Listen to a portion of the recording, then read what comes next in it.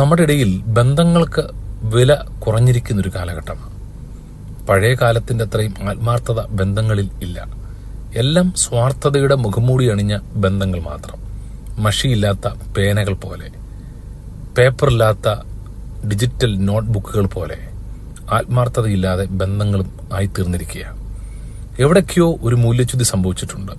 സാധാരണയായി ശവസംസ്കാരത്തിനും വിവാഹത്തിനും മാത്രമാണ് ഒത്തുകൂടുന്നതും തമ്മിൽ കാണുന്നതും. ആർക്കും സമയമില്ല എന്നുള്ളതല്ല, ആർക്കും താല്പര്യമില്ല പരസ്പരം കാണുവാൻ. നമുക്ക് ലഭിക്കുന്ന ഈ ഒരു ചെറിയ സമയത്തിൽ ഒത്തിരിയേറെ കാര്യങ്ങൾ നമുക്ക് ചെയ്യാൻ കഴിയും. എന്നാൽ നമുക്ക് ദൈവം നൽകിയിരിക്കുന്ന ബന്ധങ്ങളെ കാത്തു സൂക്ഷിക്കാൻ നമ്മുടെ സ്നേഹിതർ, നമ്മുടെ ചാർച്ചക്കാർ, നമ്മുടെ മാതാപിതാക്കൾ, നമുക്ക് ഏറ്റവും അടുത്ത ബന്ധങ്ങൾ, അവരെ നന്നായി ശ്രദ്ധിക്കാനും പരിപോഷിപ്പിക്കാനും നിലനിർത്താനും കഴിയുന്നതാണ് ഒരു നല്ല ബന്ധത്തിന്റെ ഗുണമെന്ന് പറയുന്നത്. സീരിയലിലും സിനിമയിലും ഒക്കെ കാണുന്ന സിനിമാ നടിമാരും സീരിയൽ നടിമാരും ഒക്കെ ക്ഷീണിച്ചതിനെ കുറിച്ച് പലരും പറഞ്ഞു കേൾക്കാറുണ്ട്. എന്നാൽ സ്വന്തം വീട്ടിലെ ഭാര്യ ക്ഷീണിച്ചുപോയി, ഭർത്താവ് ക്ഷീണിച്ചുപോയി, എന്റെ കുഞ്ഞുങ്ങൾ ക്ഷീണിച്ചുപോയി, എന്റെ അപ്പനും അമ്മയും ക്ഷീണിച്ചുപോയി എന്നാരും പറഞ്ഞു കേൾക്കാറില്ല. കാരണം പല സമയങ്ങളിലും സ്വന്തം വീട്ടിലെ കാര്യങ്ങൾ നോക്കാൻ, ശ്രദ്ധിക്കാൻ കഴിയാതെ പോകുന്നുണ്ട്. എന്റെ വീടിനകത്ത് കുറച്ച് ചെടികൾ വെച്ചിട്ടുണ്ട്. വീടിനകത്ത് നല്ല കാര്യമാണ്, നല്ല ഓക്സിജൻ കിട്ടുമെന്നൊക്കെയാണ് നമ്മൾ പറയുന്നത്. എന്നാൽ പലപ്പോഴും ഞാൻ കാണുന്നത് പുറത്തെ ചെടികൾക്കൊക്കെ മഴ ലഭിക്കും, എന്നാൽ അകത്തേതിനോ വെള്ളം നമ്മൾ ഒഴിച്ചു കൊടുത്തേലേ ഉള്ളൂ. പല സമയത്തും നമ്മുടെ അശ്രദ്ധ കൊണ്ട് പല ചെടികളും ഉണങ്ങിപ്പോകും, കാരണം വെള്ളം കിട്ടാതെ. നമ്മുടെ വീട്ടിലുള്ളത് ഉണങ്ങിപ്പോകരുത്. വീട്ടിലുള്ള ബന്ധങ്ങൾ, ദൈവം നമുക്ക് തന്നിരിക്കുന്ന കുടുംബ ബന്ധങ്ങൾ ശിഥിലമായി പോകരുത്. അതിനു വേണ്ടുന്ന വെള്ളവും അതിനു വേണ്ടുന്ന സംരക്ഷണവും നമ്മൾ കൊടുത്തെങ്കിൽ മാത്രമേ അത് വളർന്നു വരത്തുള്ളൂ. ദൈവം നമുക്ക് നൽകിയിരിക്കുന്ന കുടുംബങ്ങളുടെ പ്രാധാന്യം നമുക്ക് മനസ്സിലാക്കാം. നിങ്ങൾ പങ്കെടുക്കുന്ന അല്ലെങ്കിൽ നിങ്ങൾ പോകുന്ന ആരാധനാലയം, ചർച്ച്, പള്ളി, അവിടെ ദൈവം നമുക്ക് നൽകിയിരിക്കുന്ന ബന്ധങ്ങൾ, അതിന്റെ വിലയും നമുക്ക് നന്നായിട്ട് ശ്രദ്ധിക്കാം. ജീവിതം ഒരിക്കൽ മാത്രമേ ഉള്ളൂ, അത് ജീവിച്ച് തന്നെ തീർക്കണം. ചില ആളുകൾ ജീവിതം കുടിച്ചു തീർക്കുന്നവരാ, ചിലര് ജീവിതം കളിച്ചു തീർക്കുന്നവരാ. അല്ല, ജീവിതം മാന്യമായി ജീവിച്ചു തീർക്കാനുള്ളതാ. അശ്രദ്ധ പറ്റി പോകരുത്.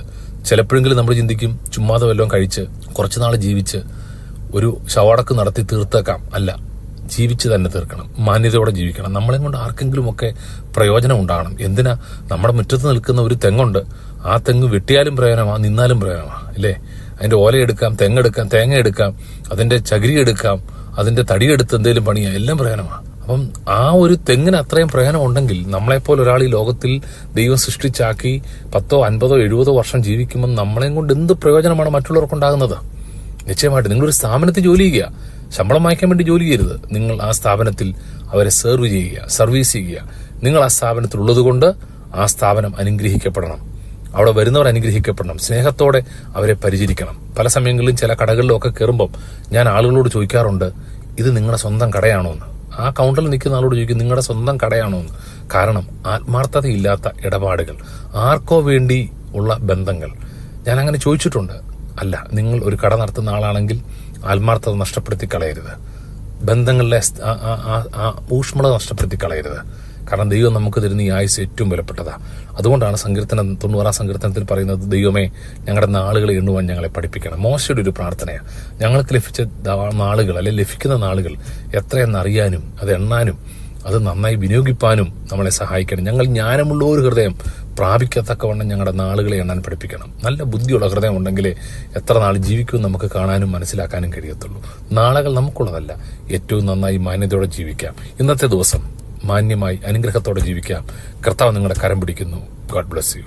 ഞങ്ങളെ വിളിക്കുവാൻ ആഗ്രഹിക്കുന്നുവെങ്കിൽ 09880221957 എന്ന നമ്പർ ഉപയോഗിക്കുക.